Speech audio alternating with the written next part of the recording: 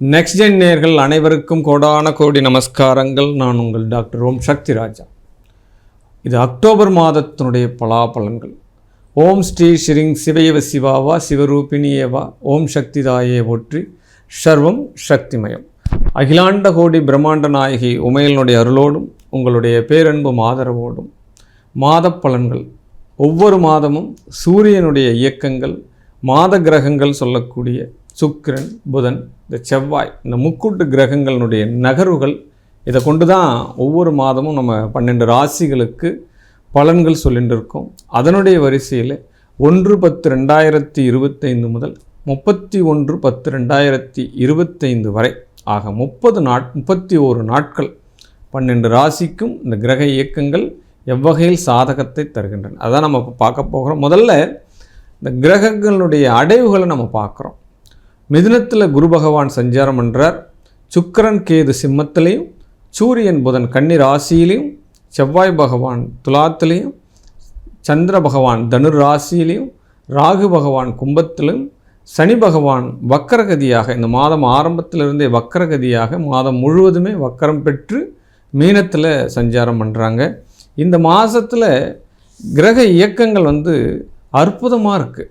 3/10/2025 புதன் பகவான் கன்னியிலிருந்து துலாத்திலையும், அது மட்டும் இல்லாது இந்த மாதத்தினுடைய கடைசியில் 25/10/2025 புதன் மறுபடியும் துலாத்திலிருந்து விருச்சிகத்துக்கு பயிற்சி ஆகிறார். சரி, 10/10/2025 அன்று சுக்கிரன் சிம்ம ராசியிலிருந்து கன்னி ராசிக்கு பயிற்சி ஆகிறது. அதே காலகட்டத்தில் 18/10/2025 சூரியன், அதாவது ஐப்பசி 1 அன்னைக்கு சூரியன் கன்னியிலிருந்து துலாத்துக்கு பயிற்சி ஆகிறது. அதை விட ஒரு முக்கியமான விஷயம், கூடுதல் பயிற்சி என்ன நடக்குது அப்படின்னா, இந்த 18/10/2025 பரிகார கிரகம் சொல்லக்கூடிய கிரகங்களுக்கெல்லாம் தலையாய கிரகம் குரு பகவான் மிதுன ராசியிலிருந்து கடகராசிக்கு ஸ்தான பலம் பெறார். கடகத்தில் குரு பகவான் ஆட்சி பெறுகிறார், ஸ்தான பலம் பெறுகிறது. மிக மிக சிறப்பான ஒரு பலனை கொடுக்க போகிறது. 28, அதாவது இந்த மாதத்தினுடைய இறுதியில் 28/10/2025 அன்று செவ்வாய் பகவான் துலாம் ராசியிலிருந்து தன்னுடைய வீடான விருச்சிகத்துக்கு ஸ்தானம் பெறும். அப்போ குரு பகவான் ஸ்தான பலம் பெறுறார், செவ்வாய் பகவான் ஸ்தான பலம் பெறுறார்.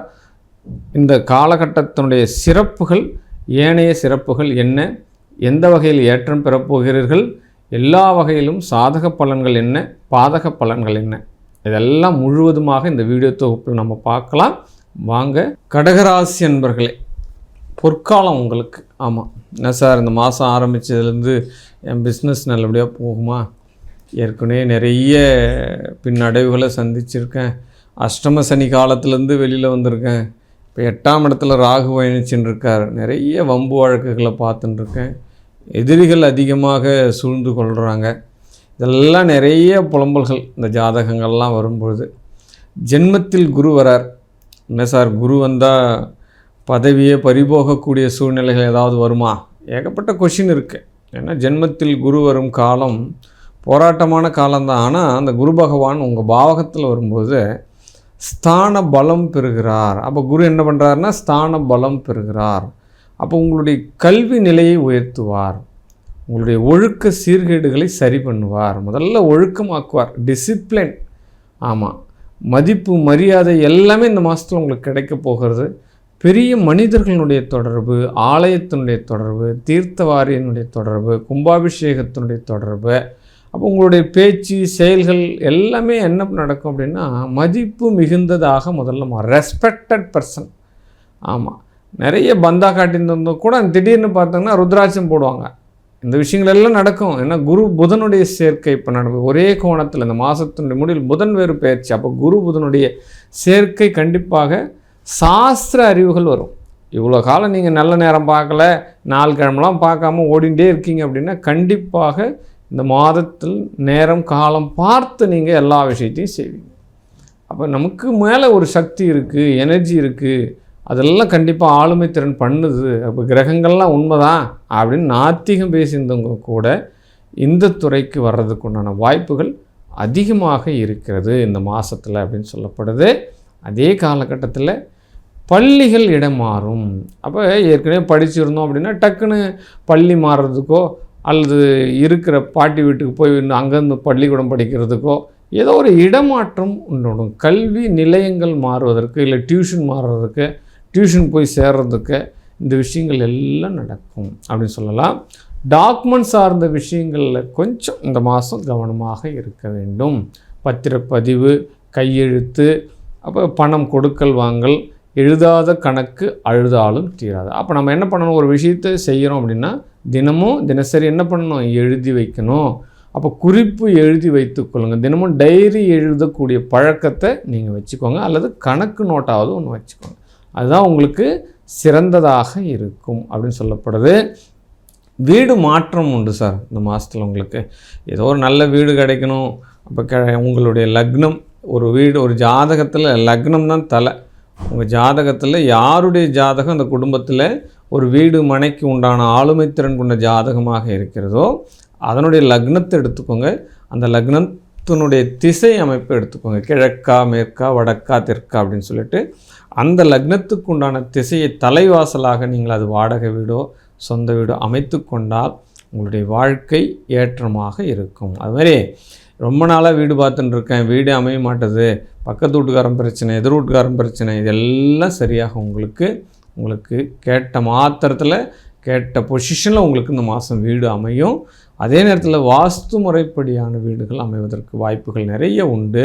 வாஸ்து தோஷம் நீங்குவதற்கான வாய்ப்புகளும் நிறைய உண்டு இந்த மாதத்தில். ஆமாம், ரொம்ப நீண்ட நாள் பிரச்சனை இந்த மாதத்தில் உங்களுக்கு சரியாக போகிறது, அதில் மாற்று கருத்தே கிடையாது. ஏன்னா குரு நேர 7ஆம் இடத்தை பார்க்கறதுனால நல்ல பார்ட்னர் வருவா, நல்ல பிஸ்னஸ் கிடைக்கும், நல்ல ஒரு ஃப்ரெண்ட்ஷிப் கிடைக்கும், நண்பர்களுடைய சகவாசம் வெற்றியை தரும். அப்போ ஏதாவது ஒரு தூர தேசத்திலிருந்து பயணம் பண்ணி நண்பன் உங்களை பார்த்துட்டு வந்து நல்ல ஹெல்ப்பிங் மைண்டோடு வந்து சேர்றதுக்கு உண்டான சூழ்நிலைகள் எல்லாமே கிடைக்கும்.